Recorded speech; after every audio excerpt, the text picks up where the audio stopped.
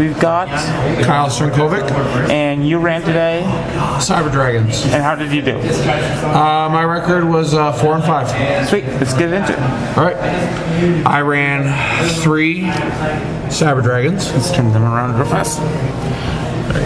I ran 3 Cyber Dragons, basic staple of the deck. Yep. Ran 3 Cyber Dragon Dries. Okay. I like this card because it can change all your Cyber Dragons from all your other Cyber Dragon cards that you have from whatever the level they're at to level 5. Plus also you can exceed into a lot of level 5. So it's rank 5. It's for the rank 5 acts. Right. 3 core, 3 Cyber Dragon core. Also, be treated as Cyber Dragon while on field or in graveyard, just like Dry. Cyber Dragon Core's main effect is to search for a Cyber Spell or Trap. Plus, also, if you have nothing on the field, they're attacking Special Summon a Cyber Dragon from your graveyard, from your deck.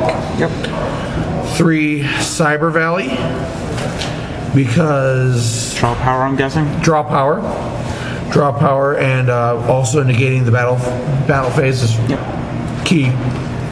And it counts as a light machine, so that helps too. Right. Cyber Eltanen, 1. How did you like this? I liked it until about the final match I had. Basically flipping my monster's face. Well, actually it wasn't really a match. It was actually for fun because my opponent didn't show up in round 8. Okay. So basically I was practicing against Ghost Tricks, and Eltanen was flipped face down a lot. But otherwise it did good. It did pretty good. Removing all your light machine type monsters from your graveyard, you get 500 attack and defense. Otherwise, it was a really good card. 1 honest, because of they're all light monsters. Obviously. Basically, your opponent attacks you.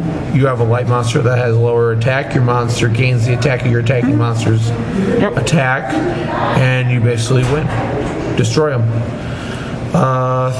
3 Power Bond. I ran 3 Power Bond because of the 3 fusion monsters that I have that require a fusion. And it just opens up OTKs. Yes. 3 Cyber Repair Plants, because if you have at least 1 Cyber Dragon, you can do either one of the abilities, either searching for a light machine or returning a light machine from your graveyard to your deck.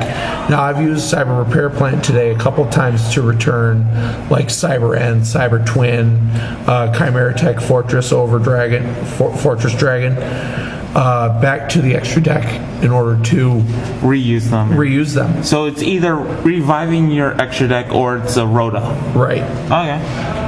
And if you have 3 or more Cyber Dragons, you get both effects, but they pop off at different times. 3 MST. Especially if they're playing like something like Dimensional Prison, Mirror Force. Good way to destroy spell and trap cards. I've actually used it to destroy a barrier, a spirit barrier trap, which helped me out. 3 Reckless Greed, draw power. If you can get them. Shard of Greed. Sorry. 3 Shard of Greed for draw power mostly. I actually at one point got 2 Shard of Greeds on the field, and they both, after my second draw phase, I both get to draw 4 cards. Now, which would you rather have, this or what you originally said, Reckless Greed? I'd rather have Shard of Greed because of the turns it takes you away from drawing your normal draw phase. Well, you drew, you both would make top 8 for sure. Forbidden Lance, 2 of them. Especially in the final round. The first match, my opponent was using skill drain Dark Worlds. So when he had skill drain on the field, I power bonded into Cyber Twin. Cyber Twin used Forbidden Lance on it because it was a 5600. It brought it down to 48, and you still get the attack twice. Right, get the attack twice, and that actually opened up a lot. 1 day apiece.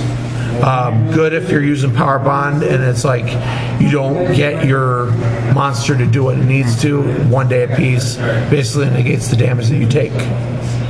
And more draw power. So. And more draw power, yep. Limited removal. Now that is one card that I barely, if ever, used at all today. Would you take it out, or I probably would take it out because not only it's good for doubling your monster's attack points, but the drawback is they're all destroyed. So if you're going for game, but otherwise it's pretty bad. Yeah. Okay. 3 Wabku. Now these guys, these 3 traps saved my life at one point or another today because of the no battle damage taken, no destruction of your monsters.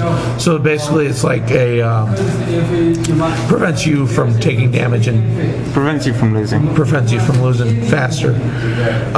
3 traps done. I used that last match a couple times against the Dark World skill drain. Pretty self-explanatory. Allowed me to negate his trap. It just opens up plays. It opens up plays. 2 Mirror Force. When you're being overwhelmed by creatures and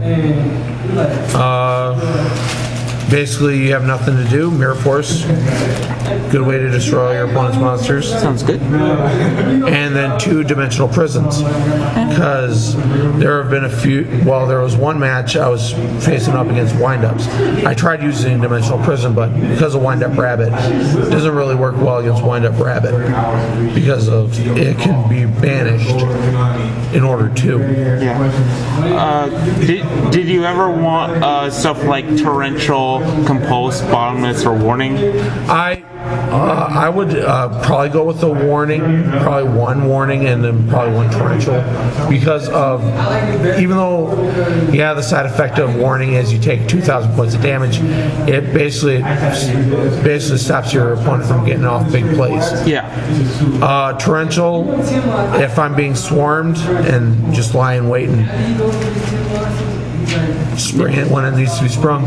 But you probably wouldn't go with Bottomless or Compulse? I probably would if I could, if I had them, but you just don't have them. Okay. Right. That goes for my main deck. Yep. I did no side deck. No side deck. Okay.